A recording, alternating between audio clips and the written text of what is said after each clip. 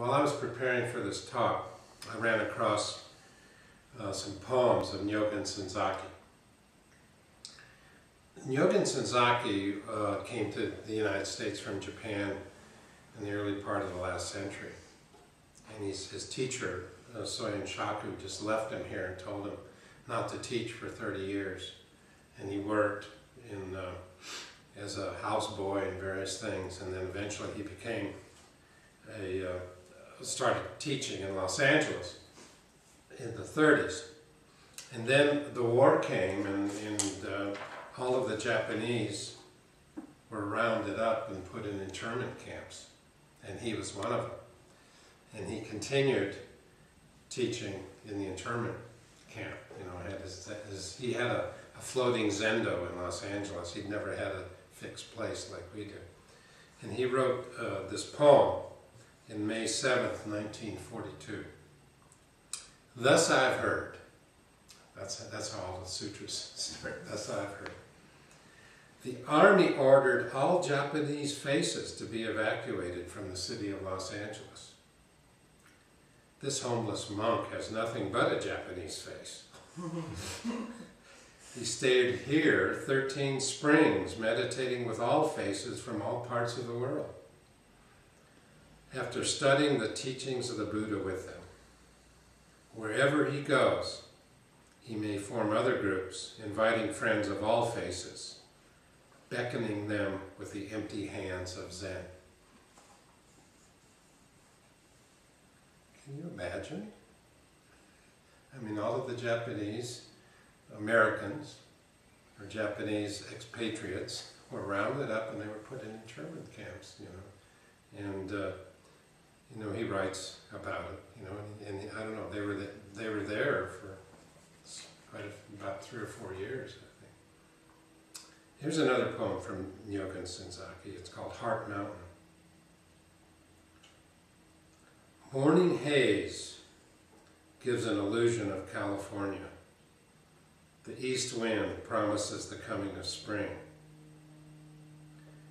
With the snow-covered plateau of internment, evacuees can go no place else. They can admire only the gorgeous sunrise beyond the barbed wire fence above the hills and mountains. It's written in 1943, New Year's Day, January 1st.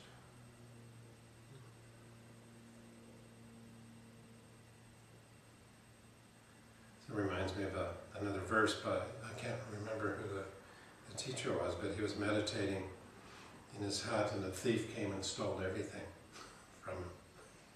And he looked up at the moon and he says, too bad I cannot give him the moon.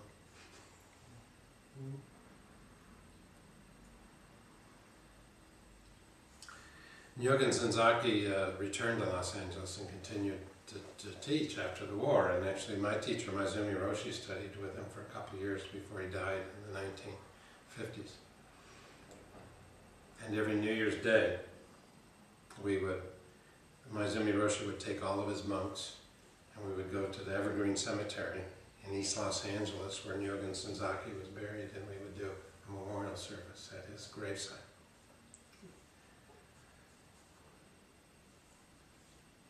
So here was Nyogen Senzaki had every opportunity to engage in dualistic thinking. Because here he was, you know, he was being persecuted, you could say. Certainly prejudiced. But he said that's all he has, and that's all he's going to continue to offer with empty hands.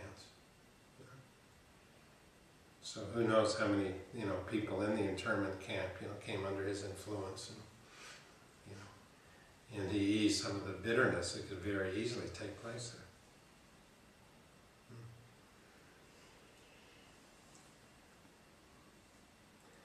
Anyway, so in addition to dualistic thoughts, the Buddha talked about attachments, and, you know, it's obvious in material attachments. But how about other kinds of attachments, like image and appearance? And I've mentioned this before, but I guess it was about a year ago that this kind of dumpy English housewife sang on one of those it was a British Idol type show, and everybody's willing to write her off, and she had just such a melodic voice. It was Susan Boyle, and they started making her over, but anyway. There's a classic Zen story about appearances too. It has to do with Ikkyu, who lived in the 15th century. And he usually wore shabby robes and tattered hat when he went around. And he's a classic patch-robed monk, you say. And he went to bake at the door of a wealthy family's home. And he was roughly ordered around to the back and given some scraps. And the following day, he appeared at a vegetarian feast sponsored by the same family. But this time, he was decked out in all his brocade robes of an abbot. And he was given the place of honor at the table. And when the food appeared, he removed his stiff robe and arranged it in front of the tray. And they said, "What are you doing?" He said, "The food belongs to the robe, not to me." And he stood up and left.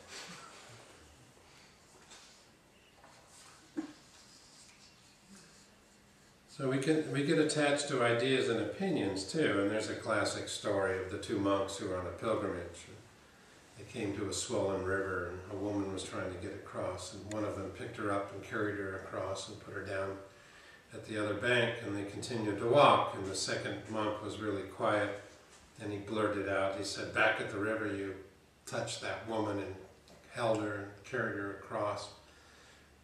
We monks are, not supposed to be involved with women. If I'd known you were that kind of monk, I never would have gone on this pilgrimage with you." The first monk says, "Are you still carrying that woman? I put her down at the riverbank." How many ideas do we have that we carry?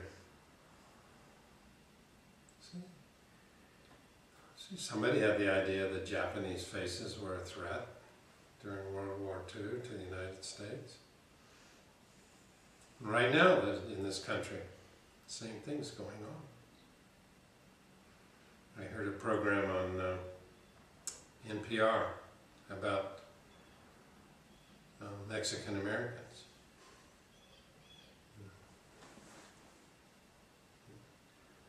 So putting up all kinds of, fences and barriers, and those who are legally in this country are threatened, even those who there's no compunction about separating parents and children.